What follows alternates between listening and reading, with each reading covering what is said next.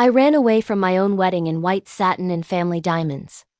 And the first safe place I found was the back seat of a dead man's car. That was what people in Philadelphia called Ramon Viscari's limousine. Not because he was dead, because if his car was parked outside a building, someone's future usually was. I did not know if I was hiding from a marriage or walking straight into another kind of sentence. I only knew two things with the kind of certainty that makes your lungs hurt. If I married Vincent Rinaldi, I would disappear slowly. If my father caught me before midnight, I would disappear all at once. So I lifted the handle of the long, black limousine waiting under the rain outside a hotel in Old City, gathered the wreck of my wedding dress into my fists, and climbed inside the car of the most feared man on the riverfront. Philadelphia was slick and black around me that night. The cobblestones behind the church shone like broken glass. The bells were still ringing when I ran out through the service corridor, past crates of flowers and two startled kitchen girls and a side gate my cousin used to sneak cigarettes through when we were children. I lost one heel on the whetstone near the alley. I lost the other turning toward Market Street. By the time I saw the car, I was barefoot, bleeding, and breathing like an animal that had been hunted too long. The Viscari crest was silver on the door, a crown above a ship anchor. My father once stopped speaking when that crest came up in conversation. That was enough for me. I dropped to the floor between the seats and folded myself into the dark. Leather, cedar, a faint trace of cold night air. I pressed both hands over my mouth and waited for the sound of Vincent's men shouting my name. Instead, I heard the hotel doors open, a measured step, another, no rush at all. The kind of walk that assumes the world will make room. The front door opened first. A driver slid behind the wheel. The partition stayed half down. Then the rear door opened, and Ramon Viscari got in beside me. The car moved. For exactly 12 seconds. I believed I had escaped. Then his voice crossed the dark. Sit up. It was not loud. It did not need to be. I rose slowly from the floor with my veil half torn. Mascara burned down my cheeks, one knee streaked with blood, and rainwater still dripping from my hair onto his immaculate leather seat. Roman Viscari looked nothing like the stories men told when they wanted a room to go quiet. He was younger, that was the first surprise. Maybe 38, dark suit, no tie. Black hair damp from the weather, one hand resting on his thigh, the other near the gold ring on his smallest finger. His face was severe in the clean way of old statues, strong nose, hard mouth, watchful eyes that did not move quickly because they did not have to. He took me in once, dress, bare feet, blood face, then he said, Belanti. My throat tightened. He knew exactly who I was. Everyone in my world knew the Belantis, and the Viscari name did not pass between them lightly. My father's construction empire on one side, Ramon's shipping routes and waterfront contracts on the other. Old grudges, older debts, men pretending civility while imagining funerals. I should have lied.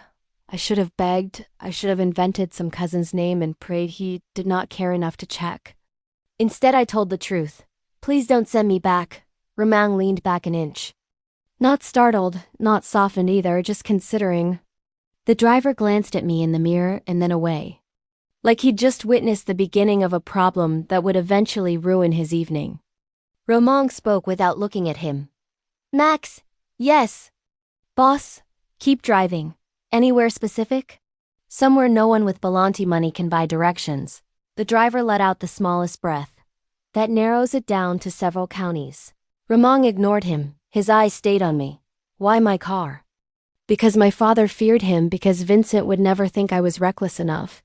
Because every other door in my life had been owned by a man. Because, I said, if I got into anyone else's car, they would return me like stolen jewelry. Something changed at the corner of his mouth. Not a smile, more dangerous than that, recognition. He reached toward the partition.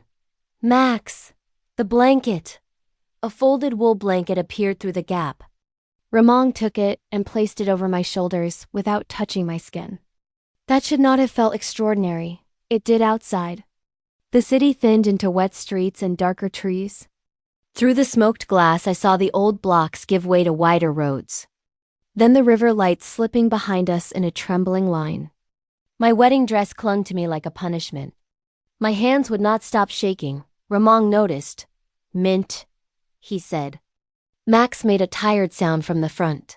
For her or for me? For her. You'll survive your own personality. A mint appeared in Ramon's palm. He held it out. I stared at him. He stared back. Finally I took it. Thank you. Max gave a short laugh under his breath. That's 2 historic events in one night. Ramon's gaze stayed on me. What's the first? The bride in your car, his driver said. The second is somebody saying thank you in it. I almost laughed. Almost the sound got lost somewhere beneath the bruise in my chest. That was how I arrived at Ramon Viscari's house. Not his main house. I would learn later. One of them, stone facade, iron gate, long drive. Old trees with black branches scraping the sky. A place outside the city where silence felt expensive. He brought me there in the middle of the night like contraband. And an older woman with silver hair opened the door before he touched it, as if she had already sensed trouble coming up the drive. She took one look at me and said, "Poor child," Ramon said.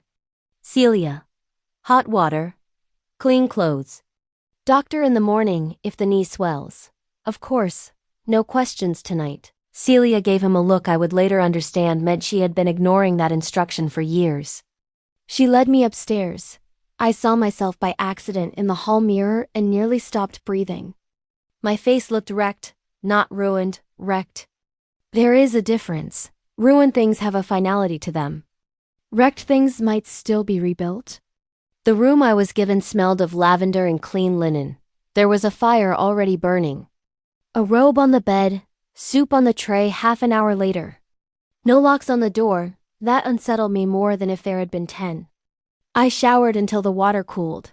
I cried once, briefly. In the way people do when their bodies decide before their minds catch up. Then I put on the robe and stood by the window. Ramon was in the courtyard below with his phone to his ear, his voice carried upward in pieces. Low, controlled. A sentence in Italian, another in English. No. She's under my roof. A pause, then colder. That means what I say it means. I stepped back from the window. The truth arrived clean and hard. Ramon had not rescued me. He had accepted a complication. Maybe a weapon, maybe both. Morning did not make anything gentler. I found Celia in the kitchen before sunrise. Rolling dough with the kind of calm women have when they've already survived the thing you are still trying to name. She fed me coffee and toast and jam and asked only one question. Do you want to stay alive? I looked up. She did not ask it dramatically. She asked it like a nurse checking a pulse. Yes, I whispered. Then eat. I was halfway through the toast when I felt him before I saw him. Ramon stood in the doorway in dark trousers and a white shirt. Sleeves rolled once, watching me with that same patient stillness from the car. The kitchen light reached his face in strips through the shutters, leaving half of him in shadow. Good morning, he said. No man had ever said those words to me, as if the morning itself belonged partly to me. I answered too quickly. Good morning. Celia put a cup in front of him and disappeared with suspicious timing. The silence she left behind was not empty. It had weight, temperature, a pulse. Ramon sat across from me. Your father called 3 times before dawn, he said. I set my cup down carefully. And he believes I kidnapped you. That must have been difficult for him. He had planned to sell me in public, not lose me in private. Ramon's gaze sharpened a fraction. Vincent Rinaldi hurts you? The question should have embarrassed me. Instead it scraped something raw. Not yet, I said. He only practiced. A stillness came over Ramon then, that I would learn to fear in other people and trust in him. Not because it was kind, because it was controlled. What did the marriage buy your father? I hesitated. He waited. That was the strange thing about Ramon. He never lunged at information. He simply sat in silence until the truth began to feel like the easiest object in the room to hand him. Permits, I said. Port access, river contracts. Vincent's family needed Belanti concrete. My father needed Rinaldi judges. I swallowed. And Vincent wanted me. Ramon looked at his coffee and did not touch it. Men like Vincent don't want women, he said quietly. They want witnesses that can't testify. I should have been afraid of how well he understood that. Instead, I looked at his hands, large, precise. One scar across the knuckle like a pale thread. What do you want? I asked, his eyes lifted to mine. At this exact moment? Yes. To know whether keeping you here starts a war or finishes one. That should have frightened me. It did, but it also did something worse. It made me trust him. The days that followed should have felt like captivity. They did not. That was the first dangerous thing. Ramon never told me I could not leave the room. He told me which doors led outside and which hallways had cameras, and which men on the grounds were paid to shoot before asking names. He did not order me to stay away from the gate. He merely said, "If you cross it without me, Belanti men will find you before sunset." It was the first warning I had ever been given that sounded more like information than control. I began to see him in fragments, at the end of the long hall, speaking softly to his attorney over a spread of papers, in the library at dusk, turning pages with one hand while rain moved against the windows, in the courtyard beneath the bare branches, standing still enough to make the whole garden feel like it was waiting with him, and everywhere, those small impossible details that kept undoing the monster I had been taught to expect. He knew the names of his guards' children. He asked Celia whether her hip hurt when the weather turned. He never entered a room and made it smaller for the women inside it. Once I mentioned an old novel I had loved as a girl, and the next morning it was waiting for me in the library with a ribbon marking the chapter I had described. "Was that you?" I asked when I found him in the doorway. "Celia," he said. "Celia knows page numbers now?" He almost smiled. Celia contains multitudes. The second dangerous thing was the humor. It arrived rarely dry as good whiskey, and only when I least expected it. The third dangerous thing was what happened when Vincent found the house. Not the house itself. The route. Ramon had moved me once already. From the stone estate to a smaller place farther north where the windows were narrow and the trees closed in around the drive. Safer, Max said, which in his language meant only slightly less likely to explode. I was in the study going through old files with Ramon's attorney when Max came through the door without knocking. His face arranged into the kind of calm that meant blood was nearby. "They know the road," he said. Ramon rose at once. "How many cars?" "3 leaving South Philly, 1 peeled off, 2 still moving." "How?" "Still finding out." Ramon turned to me. "You're coming with me." The attorney blinked. "Ramon." "That's not." "She doesn't stay behind for Vincent to collect." Max tossed me a dark jacket. "Good news, miss, you no longer look like a bride. Bad news. This is the kind of outfit people usually run in." The drive-out felt too quiet. Armored SUV, black interior, Ramon beside me, Max at the wheel. Trees sliding by in dark lines under a low, colorless sky. Ramon's hand rested near mine on the seat. Not touching, close enough for me to notice. Close enough for me to keep noticing. "How long?" I asked. "If nothing happens?" Max said, 28 minutes. "And if something does?" Then I become even less pleasant. It happened at minute 11. The back window burst in a glitter of safety glass and Ramon had me down before my scream fully formed, one arm around my shoulders, the other reaching inside his jacket. Max swore once, sharply. And the vehicle lurched off the road into mud and brush while shots cracked through the trees behind us. "Stay low," Ramon said into my hair. The terrifying part was his breathing. Steady, almost gentle. The SUV slammed to a stop. Max was out first, firing back through the rain with furious precision. Ramon pulled my door open, caught my wrist and ran. There are moments that divide a life so neatly you can hear the seam. One moment I was the daughter of men who bought city blocks and bridesmaids' dresses, the next I was barefoot in wet leaves, running through Pennsylvania woods with my hand in Ramon Vascari's while bullets tore bark off trees behind us. He did not drag me. He adjusted to my pace, yanked me upright when I slipped, put himself between my body and every sound. Ahead, through the branches, A dark shape appeared. A boathouse, old, half abandoned, near a stretch of black river water I could smell before I fully saw it. He shoved the door shut behind us and braced an iron hook through the handle. The room smelled of cedar rot and cold metal and long unused rope. Rain tapped the roof in hard little bursts. Then I saw the blood. Ramong's left sleeve was dark from elbow to wrist. "You're hurt. It's shallow." "That isn't an answer." He looked at me for 1 second. Then sat on an overturned crate with the resignation of a man who understood he was not winning this argument in under a minute. "Cabinet," he said. I found a rusted first aid box. Alcohol, bandage wraps. My hand shook as I knelt between his knees and cut the sleeve open with a pair of old shears. The wound was ugly but clean. A groove along the forearm, where a bullet had kissed instead of married him. "Hold still," I whispered.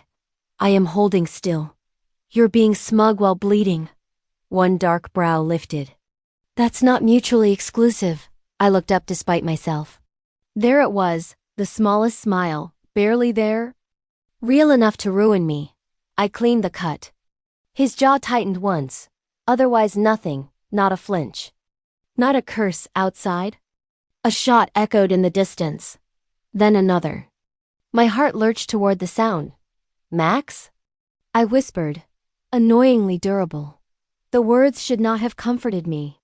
They did. I tied the bandage too carefully. My fingers brushed the inside of his wrist and something in the room changed.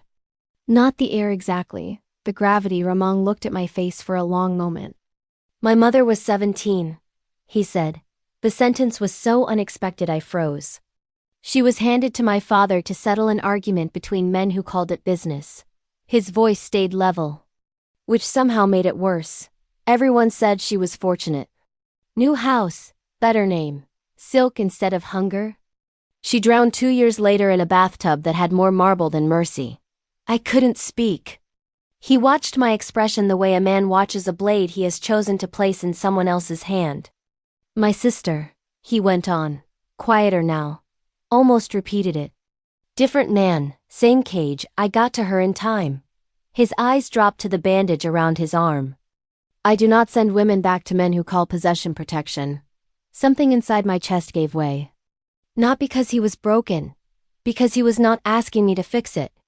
I rested my hand on his knee before I had time to decide whether I should. Ramang's hand covered mine at once. Warm, heavy, absolute, not trapping, anchoring. "I was so afraid of you," I said. "You still should be." "That would work better if you stopped saving my life." His thumb moved once across my knuckles. "Bad habit," he said. Then the quiet between us deepened until it became something else entirely. Not safety, not yet. Something more volatile, more honest. The knowledge of how close fear can stand to desire before one of them mistakes itself for the other. Romang's gaze dropped to my mouth and stayed there. He did not move. He waited. That was what undid me. Not hunger, permission. I closed the distance first. The kiss was not wild. It was worse, slow, careful. The kind that leaves nowhere to hide because every second of it asks the same question without words. "Are you sure? Are you sure? Are you sure?" When I pulled back, his forehead rested against mine. "If I keep doing that," he said, voice rougher now, "it stops being a shelter." I could barely breathe. "Maybe I'm tired of hiding in one." Max found us at dawn with mud up his trousers, a fresh cut at his temple, and the expression of a man who had just spent hours being proven right about other people's incompetence. "Touching," he said, looking from Ramang's bandaged arm to me in Ramang's coat. "Now if the two of you are done turning a tactical disaster into a Gothic painting, we should move." The evidence changed everything. Not because Ramang found it, because I recognized it. At the safe house later that morning, his attorney opened a leather folder recovered from a locker Vincent's men had tried to burn after the ambush. Inside were contracts, payments, lists of names, copies of permits, and one ledger so ordinary at first glance it took me a full minute to understand why the blood rushed out of my face when I saw it.